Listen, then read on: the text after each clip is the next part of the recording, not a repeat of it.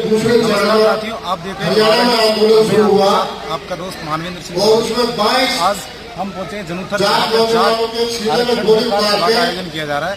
वैसे तो जाट आरक्षण आंदोलन 1997 और सन 2000 में कांग्रेस की सरकार ने आरक्षण दे भी दिया, न्यायालय ने इसे नहीं मानकर खारिज कर दिया और उसके बाद जाटों का आरक्षण नहीं मिला।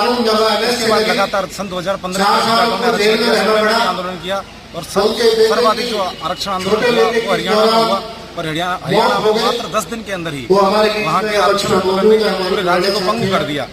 आज आरक्षण को एक अग्नि देकर जाट आंदोलन कर रहे हैं और जब आरक्षण आंदोलन हरियाणा में हुआ उसके बाद धीरे धीरे यह आरक्षण की आग भड़ककर पड़ोसी राज्यों में भी पहुंच गई। राजस्थान और उसके साथ राष्ट्रीय राजधानी नई दिल्ली तक पहुंची। जाटों को आरक्षण मिलने की बात यह है कि जाटों को पूरे राजस्थान में आरक्षण दिया गया है, पूरे राजस्थान के जाटों को आरक्षण, लेकिन भरतपुर के जाटों को आरक्षण नहीं दिया गया है। भरतपुर के जाटों को आरक्षण नहीं देने के विरोध में आज जनुथर के अंदर, जनुथर जो डी कुमेर विधानसभा के अंदर होता है, वहाँ पे जाटों ने एक महासभा का आयोजन किया है जिसमें महाराजा विश्वेंद्र सिंह और बयाना विधानसभा से विधायक ऋतु बनावत जी और जाट महासभा रैली के संयोजक एम सिंह फौजदार जी वो पहुंचे। अभी कुछ समय पहले महाराज साहब आए, उन्होंने बताया, एम सिंह फौजदार इसी विरोध में बोले कि अब स्वागत का समय नहीं है और लठियान मार्च भरेगी। इसी के साथ हम बात करेंगे आगे एम सिंह जी से कि वो इस आरक्षण को लेकर आगे क्या रणनीति बनाई जाएगी और किस प्रकार से इस आंदोलन को आगे की दिशा दी जाएगी। देखिए, मुझे मालूम पड़ा, वैसे मालूम तो कई वर्षों से ही था कि पूरे राजस्थान के जाटों को आरक्षण मिलता है केंद्र सरकार में। केवल भरतपुर और धौलपुर के जाट समुदाय को केंद्र की नौकरियों में आरक्षण नहीं मिलता, शिक्षा संस्थानों में आरक्षण नहीं मिलता। तो मैं सरकार से भी कहना चाहती हूँ, मैंने चिट्ठी के माध्यम से आदरणीय मोदी जी को भी, मुख्यमंत्री जी को भी चिट्ठी पत्र लिखा और कहा कि ये तो नाइंसाफी है, क्योंकि हमारे यहाँ पर कोई ऐसी बात नहीं है कि जाट बहुत समृद्ध हो। यहाँ पर कोई औद्योगिक विकास नहीं है, खेतीबाड़ी के भी सिंचाई के पर्याप्त साधन नहीं है और यहाँ पर सरदारी परेशान है कि उनको केंद्र की नौकरियों में, शिक्षण संस्थाओं में आरक्षण नहीं मिल पाता है। मैं ये कहना चाहती हूँ कि ऐसा भेदभाव क्यों हो रहा है। ये न्यायोचित लड़ाई है कि एक माँ का बेटा जो कहीं राजस्थान के किसी और कोने में रह रहा है उसको आरक्षण मिल रहा है, लेकिन केवल भौगोलिक दशा के आधार पर, जो भौगोलिक दशा में समझना भरतपुर और धौलपुर में रहने की वजह से उनको उसका आरक्षण का फायदा नहीं मिल पा रहा है। ये नाइंसाफी है और इस न्याय की लड़ाई में मैं जाट सरदारी का साथ देने के लिए आई हूँ और जब भी जाट सरदारी को मेरी आवश्यकता होगी मैं पूर्ण रूप से उनका साथ दूंगी इस लड़ाई में, क्योंकि भौगोलिक दशा के अकॉर्डिंग या भौगोलिक क्षेत्र के कारण से किसी भी समाज को आरक्षण के बेस पर अलग किया जाना गलत है।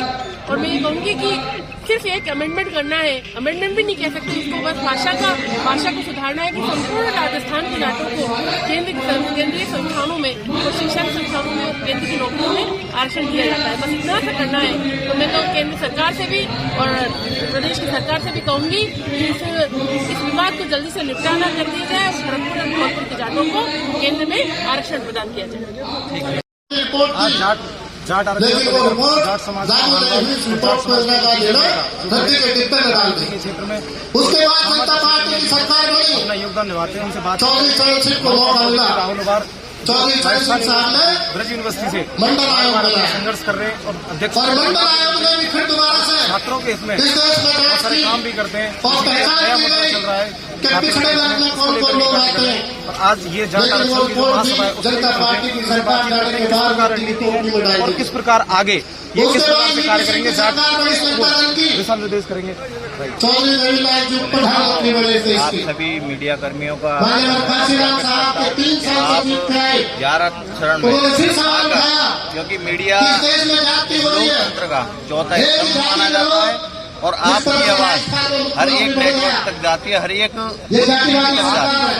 मैं आपको बता दूं कि जाट आरक्षण की जो मांग है ये काफी समय पुरानी है, लेकिन सरकारों के चलते हमारे जाटों को दबाया गया, उनके जो कार्यों को दबाया गया और इस सरकार में, सरकार कोई भी सही, सरकार हमारे बड़े बुजुर्गों से पहले नहीं है, हमारे आरक्षण से पहले नहीं है। आज हमारे हजारों युवा एक बेरोजगारी की मार से इधर इधर घूम रहे हैं। हमारे समाज के हजारों लोग जेल थानों मुकदमों में फंस रहे हैं, क्योंकि जब उनके लिए आरक्षण नहीं है तो उनके लिए नौकरी कहाँ से मिलेंगी। और ऐसी नौकरी नहीं है तो खाली माइंड शैतान का।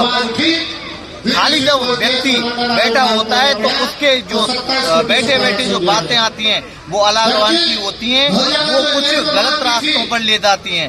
आज हमारे समाज के हजारों युवाओं को इस तरीके से सरकारों के द्वारा दबाया जा रहा है। जब वोट के नाम पर, चाहे सरकार कोई भी सही, वोट के नाम पर ये हमारे पास आते हैं और हमसे बहका कर वोट ले जाते हैं।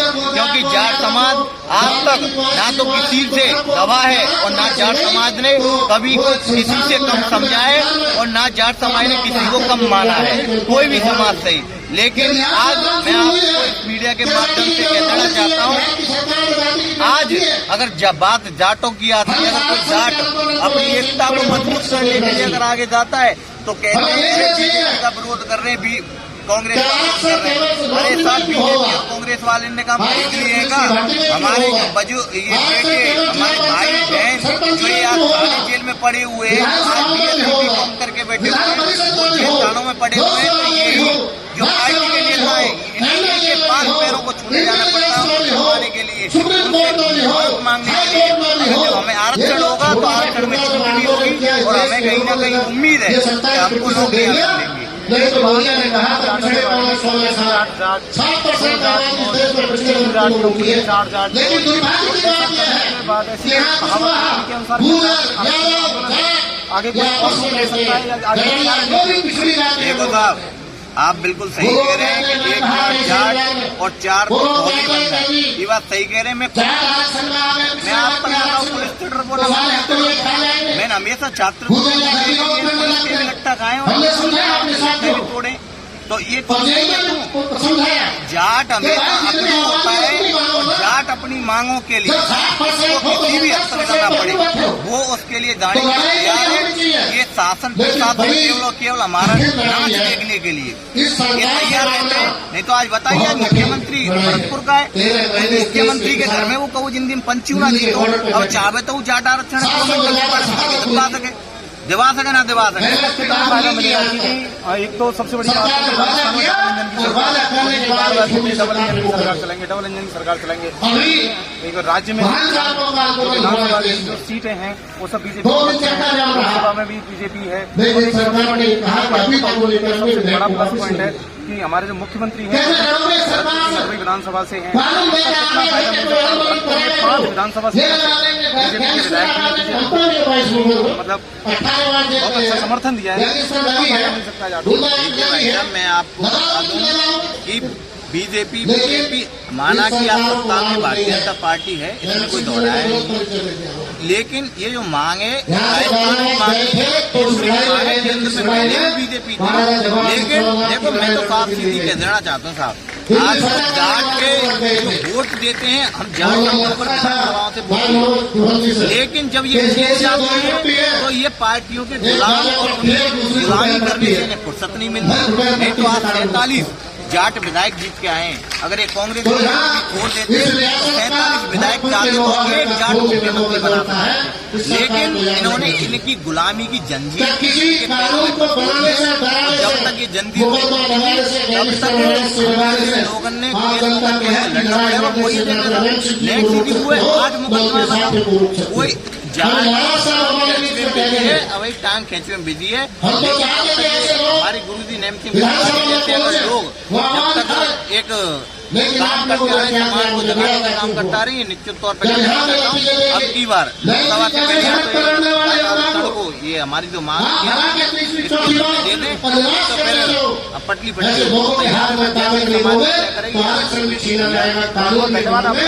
मैं बताना चाहता हूँ आपको कि जो आरक्षण है उसका फायदा युवाओं को मिलेगा और यहाँ पर बड़ी संख्या में बुजुर्ग भी बात करना चाहता हूँ। नाम आपका? ये क्या राजनीति किसी का कोई हक नहीं मांग रहे, हम अपना हक मांग रहे हैं और हम देखे ही रहेंगे। पहले भी था केंद्र में आरक्षण दे दिया गया था, उसको बाद में खत्म कर दिया। जिसका सेनापति गुजर समाज का हो, जिसका कैसे जो भाईचारे का आधार को ऐसी रियासत के लोग रियासत में रहने वाले लोग जब चल जाते तो सौभाग्य को हो कांग्रेस को भी कमल का साथ देश में क्यों इसलिए आपसे कहना चाहते हैं किसी का हक नहीं, किसी पार्टी ये केवल धर्मपुर तक सीमित नहीं रहेगी लड़ाई करके हम लगे रहेंगे। हमें बताया हम अपनी जान को कुर्बान भी जाति है ऐसी रियासत के लोग रियासत में रहने वाले लोग जब चल जाते तो सौभाग्य को हो कांग्रेस को भी कमल का साथ देश में हमसे दुर्व्यवहार क्यों इसलिए आपसे कहना चाहते हैं किसी का हक नहीं, किसी पार्टी ये केवल धर्मपुर तक सीमित नहीं रहेगी लड़ाई करके हम लगे रहेंगे। हमें बताया हम अपनी जान को कुर्बानी भी कर सकते हैं। अभी महाराज साहब बोल रहे थे हमें हमारे साथ हमारे हमसे अगवा करेंगे तो हम करके रहेंगे। बुजुर्गों से बात करेंगे। हम इस लड़ाई में पार्टी की तरफ से संसद की तरफ से भी और प्रधानमंत्री की तरफ से भी और यहाँ नहीं हमारे उत्तर हरियाणा में है, हम उत्तर प्रदेश में फिलहाल रहते हैं और हम पंजाब जम्मू कश्मीर और मध्य प्रदेश 13 राज्यों में घूम कर इस आंदोलन को खड़ा किया। देखो ये सभी लोग चाहते हैं कि आगे जितना भी आरक्षण जल्दी से जल्दी मिले। ये हमारे हक कानून का अधिकार है, इन्हें किसी भी कीमत पर जो बताएंगे किस प्रकार की लड़ाई लड़ी जाएगी। ये दो जिलों में नहीं, ये पूरे देश में लड़ाई फैलेगी और जो कोई इस लड़ाई के बीच में आएगा, जो कोई भी इस लड़ाई के बीच में आएगा उसे सत्ता से वंचित करने का काम किया जाएगा। 1 करोड़ संकल्प हो तो जो आपका हित करता आप सोच के तो देखो, आप यदि पढ़ोगे नहीं। मैं कल गुरुद्वारे में था कोटा, हमारा कैडर का कार्यक्रम था, हमने कहा अपने साथियों से बना दिया गया कि देखो गुरुद्वारे जाकर किस तरह से लंगर चखा जाता है, किस तरह से गुरु की सेवा होती है, किस तरह से इंसानियत होती है। हॉस्पिटल खोल के करवा और दूसरी तरफ 5 किलो राशन 5 किलो राशन की रिश्वत में हमारी वोट समाज थे हमारी वोट छीनने हमें समझना पड़ेगा। ये पावर है, जब सत्ता हाथ में होगी तो कोई भी कानून बदल सकता है। भाई हनुमान बेनीवाल जी ने संसद में हमारी बात उठाई, आभार व्यक्त करते हैं। मनोज राजौरिया जी सांसद धौलपुर करौली हमारे साथ ओबीसी कमीशन में भी गए और थावरचंद गहलोत जो मंत्री थे उनसे भी जाके हमारे विषय को रखा। ओबीसी कमीशन यहाँ विजिट भी कर चुका, लेकिन अकारण और तानाशाही और हमारी फूट के कारण हमको आरक्षण नहीं दिया जा रहा। ये समाज की फर्ज है, न ये कांग्रेस की है न बीजेपी की है। आरक्षण कांग्रेस को भी चाहिए, बीजेपी वालों को भी चाहिए, जाट के बच्चे बच्चे को चाहिए, या 36 कौम के भी लोग हैं। अगर इस तरह का अन्याय हमारे साथ हो रहा है, मैं सभी नेताओं के समर्थकों से कहना चाहता हूं, बहन ऋतु बनावत हमारे समर्थन में आई। जिस संपर्क, जिस नेता का, जिस समर्थक का, चाहे वो बीजेपी का हो चाहे कांग्रेस का हो, जिससे संपर्क हो, उन सबसे ये बात कहें कि हमारे बच्चों के साथ अन्याय हो रहा है और इस न्याय की लड़ाई में हमारा साथ दें। महाराजा साहब किसी पार्टी के नहीं, महाराजा साहब से पार्टी है, महाराजा साहब पार्टी से नहीं है, ये सब आपके। महाराजा साहब ने हमेशा पार्टी से ऊपर हटके जनता के हक और अधिकार के लिए आवाज उठाई है, चाहे सत्ता कोई भी रही हो, लेकिन न्याय की आवाज के लिए हमेशा अपना झंडा डंडा मजबूत रखा है। लेकिन अब ये जनता भी ऐसी, भाई महाराजा साहब की ताकत तो जनता है और हम तो समाज का न्याय का काम करते हैं, घर घर जाके पीले चावल देते हैं जैसे हमारे बेटा को ब्याह।